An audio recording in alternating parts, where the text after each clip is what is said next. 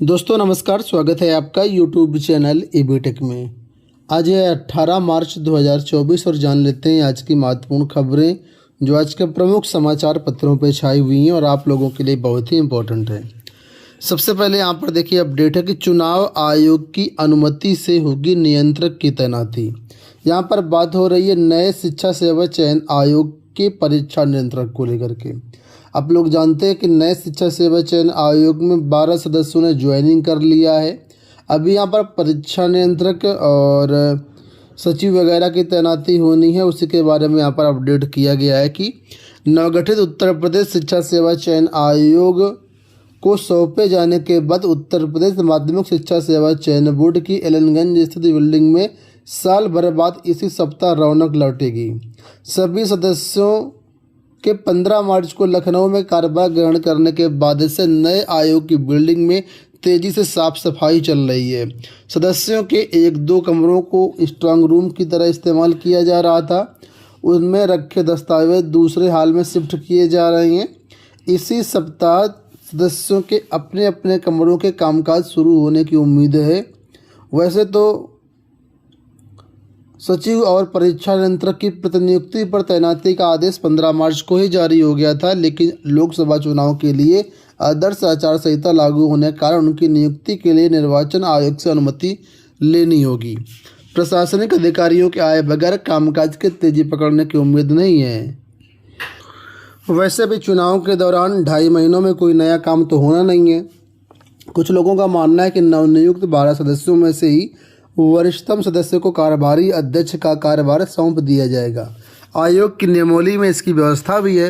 हालांकि कुछ लोगों का कहना है कि फिलहाल प्रमुख सचिव उच्च शिक्षा MP अग्रवाल के मार्गदर्शन में गतिविधियां संचालित होंगी। वहीं दूसरी ओर उत्तर प्रदेश उच्चतर शिक्षा सेवा चयन आयोग के अभिलेख और कर्मचारी भी अब नए आयोग में अभी तक यानी नए आयोग में शिफ्ट नहीं हुए हैं। तो कुल मिलाकर के धीरे धीरे अब काम शुरू हो रहा है और चुनाव आयोग से परमिशन लेकर के ही यहाँ पर परीक्षा नियंत्रक की तैनाती होगी। तो फिलहाल ज्वाइन तो कर लिया है, लेकिन इसी सप्ताह बोला गया है कि जो सदस्य हैं कार्यभार ग्रहण कर लेंगे और जो छोटे मोटे काम है वो आयोग में होने लगेंगे। यहाँ पर भी देखिए बताया गया है कि शिक्षा आयोग में कार्यकारी अध्यक्ष की तैनाती की कवायद है। तो यहाँ पर बताया गया जो वरिष्ठतम सदस्य होगा उसी को कार्यकारी अध्यक्ष के रूप में बनाए जाने की सुगबुगाहट है। हालांकि खुलकर अभी इस मामले में कोई बोल नहीं रहा है। ठीक है, आयोग के पहले अध्यक्ष की नियुक्ति के विकल्पों पर तलाश जारी है। नियुक्ति पर विचार किया जा रहा है ताकि आयोग में थोड़ा बहुत जो गति है वो मिल सके। तो कुल मिला करके अब देखते हैं क्या होता है। फिलहाल अभी तो साफ़ सफाई वगैरह चल रही, जैसा कि हमने आपको बताया। उच्चतर शिक्षा सेवा आयोग का जो सामान है, फाइलें, वो भी इसी आयोग में शिफ्ट होंगी। और जैसे कोई अपडेट आएगी तो चैनल के माध्यम से हम आपको ज़रूर अपडेट करेंगे। आप लोग चैनल को सब्सक्राइब कर लीजिएगा। यहाँ पर देखिए अपडेट है कि अप्रैल के तीसरे सप्ताह में यूपी बोर्ड का रिजल्ट संभव। अप्रैल के तीसरे सप्ताह में यूपी बोर्ड परीक्षा का परिणाम जारी हो सकता है। हाई स्कूल इंटरमीडिएट की 22 फरवरी से 9 मार्च जो परीक्षाएं चली थी उसका मूल्यांकन 31 मार्च तक कराए जाने की तैयारी है। बोर्ड की तैयारियों को देखते हुए रिजल्ट की तिथि को लेकर के कयास लगाए जा रहे हैं। यूपी बोर्ड सचिव दिव्यकांत शुक्ल ने बताया कि हाई स्कूल की 1.76 करोड़, इंटर की 1.25 करोड़ उत्तर पुस्तिकाओं का मूल्यांकन चल रहा है।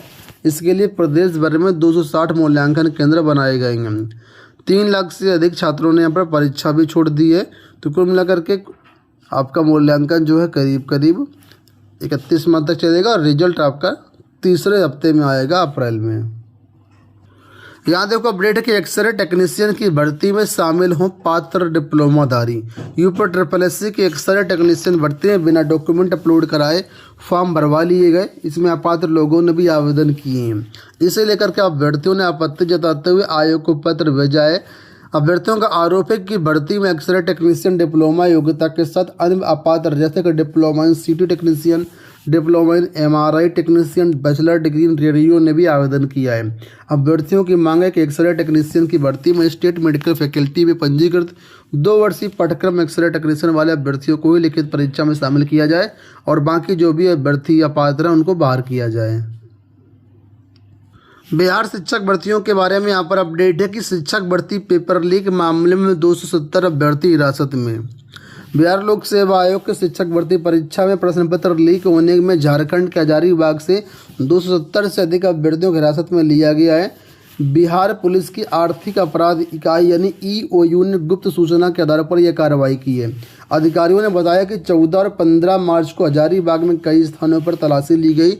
इस दौरान पता चला कि बिहार में कई स्थानों से लाए गए TRD3 के अभ्यर्थियों को प्रश्न पत्र उपलब्ध कराए गए थे।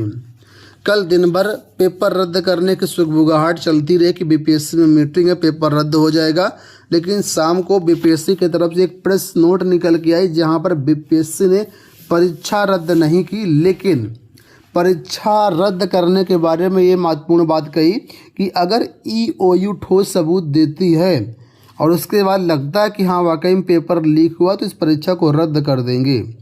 फिलहाल उसी के बारे में यहाँ पर देखो अपडेट दिया गया है कि आयोग ने रखा पक्ष। परीक्षा प्रारंभ होने से पूर्व प्रश्न पत्र लीक होने के संबंध में कोई भी साक्ष्य अभी अवेलेबल नहीं है।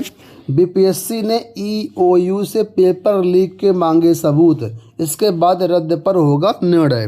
तो उसी के बारे में यहाँ पर अपडेट दिया गया कि शिक्षक नियुक्ति परीक्षा TRD3 के प्रश्न पत्र को लेकर के अब आर्थिक अपराध इकाई यानी EOU और बिहार लोक सेवा आयोग आमने सामने हो गया है। BPSC ने अब EOU से ठोस साक्ष्य एवं परीक्षा से पहले प्रश्न पत्र उत्तर लीक होने के संबंध में ठोस साक्ष्य मांगे हैं। इसके बाद परीक्षा को लेकर के आयोग की ओर से कोई निर्णय लेगा। एक दिन पूर्व EOU ने TRD3 के लीक होने के संदर्भ में आयोग को साक्ष्य सौंपा था। मामले में 270 लोगों को न्यायिक हिरासत में भेजा गया था। अब आयोग ने अपना पक्ष रखा है कि परीक्षा से पहले पेपर लीक होने का कोई भी साक्ष्य नहीं है। अगर आप ठोस सबूत देते हैं तो इसमें जो है आगे हम निर्णय लेंगे। वहीं पर देखिए लिखा है कि जांच में जुटी है टीम, BPSC चेयरमैन का फूंका पुतला।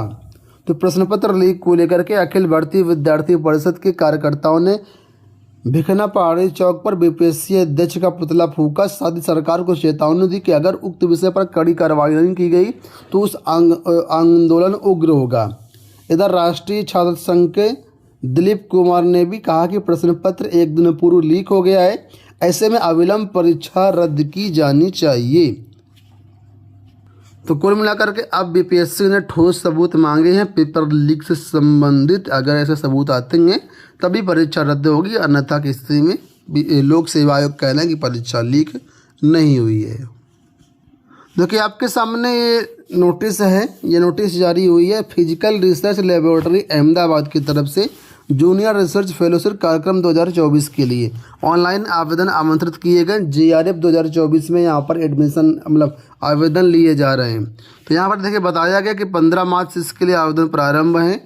26 फरवरी तक यहाँ पर फॉर्म भर सकते हैं। साक्षात्कार 27 से 31 मई तक होगा और 1 जुलाई 2024 को न्यूनतम आयु 28 वर्ष है। जो भी अभ्यर्थी इसमें इंटरेस्टेड हैं JRF 2024 के लिए, वो लोग यहाँ पर वेबसाइट दी गई prl.res.in, ये वेबसाइट दी गई, इस पर जाकर के ज़्यादा डिटेल ले सकते हैं। उम्मीद करेंगे वीडियो आपको पसंद आया होगा। इस वीडियो में इतना ही, धन्यवाद।